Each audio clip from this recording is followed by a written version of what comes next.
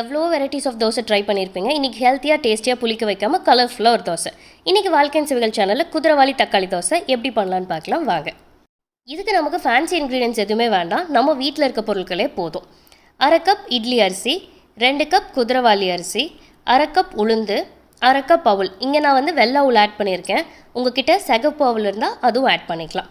1/2 cup கடலைப்பருப்பு. இந்த கடலைப்பருப்பு ஆட் பண்ணுறதுனால நம்ம தோசை நல்ல மொறுமொறுனே வரும். எல்லாத்தையும் ஒரு கப்பில் போட்டு 5 மணி நேரம் நல்லா கப் நிறச்சி தண்ணி ஊற்றி ஊற வச்சுக்கோங்க. எந்த கப்பில் எடுத்துருக்கீங்களோ அந்த கப்பில் தண்ணி நிறச்சி ஊற்றிக்கோங்க. நம்ம இன்க்ரீடியன்ஸ்லாம் நல்லா ஊறிட்டாங்க. இப்போ ஒரு மிக்சர் ஜாரில் ஆட் பண்ணி 2 கப் தக்காளி. இங்கே பார்த்தீங்கன்னா நான் வர மிளகாவும் காஷ்மீரி மிளகாவும் 2 ஊற வச்சுருக்கேன் சுடுதண்ணியில் ஒரு 10 நிமிஷம். கூடவே தேவையான அளவு உப்பு போட்டு நம்ம தோசை மாவு பதத்துக்கு அரைச்சி எடுத்துக்கலாம். பேப்பர் ரோஸ்ட், ஆனியன், கேரட் ஊத்தாப்பம்னு எல்லாத்துக்குமே இந்த தோசை சூப்பராக இருக்கும். இந்த மாதிரி டேஸ்டி அண்ட் ஹெல்த்தி ரெசிபிஸ் பார்க்க வாழ்க்கையின் சுவைகள் சேனலை சப்ஸ்கிரைப் பண்ணுங்கள், ஷேர் பண்ணுங்கள், லைக் பண்ணுங்கள், கமெண்ட் பண்ணுங்கள்.